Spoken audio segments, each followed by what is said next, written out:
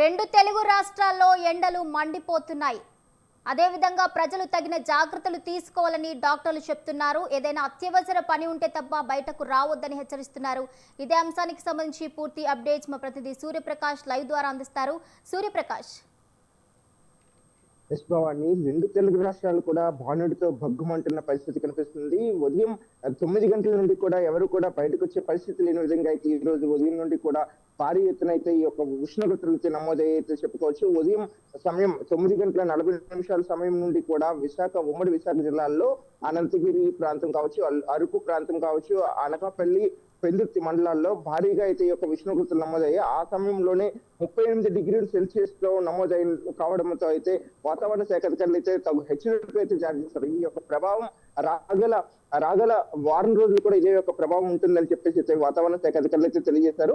ప్రధానంగా ఏదైతే ఉమ్మడి విశాఖ జిల్లాలతో పాటు ఉత్తరాంధ్ర పరిసర ప్రాంతంలో మొత్తం అంతా కూడా ఇదే విధంగా ఉంటుందని చెప్పేసి ఈ రోజు ఉత్తరాంధ్ర ప్రాంతంలో దాదాపు 19 మండలాలకు సంబంధించి మొత్తం వడగాడుపులు, వేడి గాడులతో కూడిన యొక్క వడగాడుపులు వీస్తాయని చెప్పేసి అయితే బాణుడి యొక్క సూర్యుడి యొక్క ఉష్ణోగ్రతలు అత్యధికంగా ఉండడం, ఈ యొక్క ఉష్ణోగ్రతలతో పాటు వేడిని కూడా అత్యధికంగా ఉంటుందనే విషయాన్ని అయితే వాతావరణ శాఖ అధికారులు తెలియజేసిన పరిస్థితి కలుగుతుంది. దీంతో పాటు ఎవరైతే నిత్యం కూడా బయటకు వెళ్తూ వస్తుంటారో అనవసరమైన పనులు అంటే పని ఏమీ లేకుండా అలాంటి సమయంలో ఎవరు కూడా బయటకు వెళ్ళొద్దని, ఆరోగ్యపరంగా ఇబ్బందులు ఉండే వాళ్ళు కూడా ఎవరు కూడా బయటకు వెళ్ళొద్దని చెప్పేసి అయితే వైద్యులతో పాటు వాతావరణ శాఖ అధికారులు కూడా తెలియజేస్తున్నారు. ఎక్కడికక్కడ దీనికి సంబంధించి చలివేంద్రాలతో పాటు ఈ యొక్క షెల్టర్స్, గ్రీన్ షెల్టర్స్ ను కూడా విశాఖ నగరంలో అయితే పలు చోట్ల జీవీఎంసీ సైతం కూడా ఏర్పాట్లు చేసిన పరిస్థితి కనిపిస్తుంది.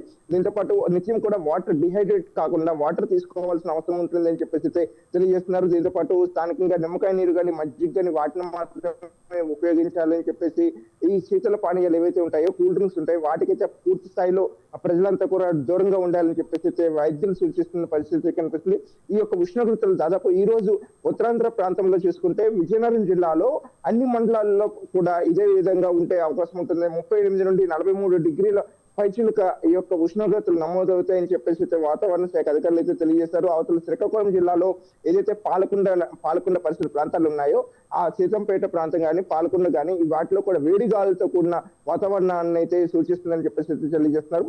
అలానే విశాఖపట్నం, ఉమ్మడి విశాఖ జిల్లాకు వస్తే అరకు, అనకాపల్లి, పాడేరు, అలానే ఏదైతే పెందుర్తి మండలం కావచ్చు, విశాఖ సిటీ కావచ్చు, మొత్తం ఈ పరిసర ప్రాంతాలు మొత్తం కూడా అంటే మొత్తం ఉత్తరాంధ్ర మొత్తం కూడా వేడి కొలుముతో అయితే నిండిపోయే అవకాశం ఉంటుందని అయితే ఈ యొక్క వేడిని తట్టుకునే విధంగా అయితే ప్రజలంతా కూడా అప్రమత్తంగా ఉండాలని, ఎక్కువగా ఎవరు కూడా బయటికి రావద్దని అయితే తెలియజేస్తున్న పరిస్థితి కనిపిస్తుంది.